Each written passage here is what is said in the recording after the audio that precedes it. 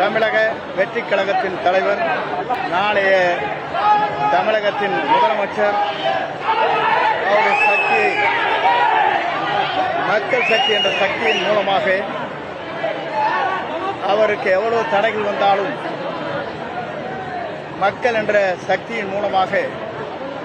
2026 அவர் தமிழ்நாட்டுடைய முதலமைச்சராக அமர்வதை மக்களே முழு மனதோடு ஏற்றுக்கொண்டு மக்கள் சக்தியாக பிரதிபலித்து அவர் முதலமைச்சராக அரியணையிலே அமருவார்கள்.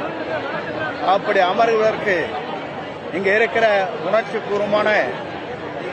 அவருடைய இயக்கத்தை சார்ந்தவர்கள் மற்றும் என்னோடு உறுதுணையாக இருந்தவர்கள்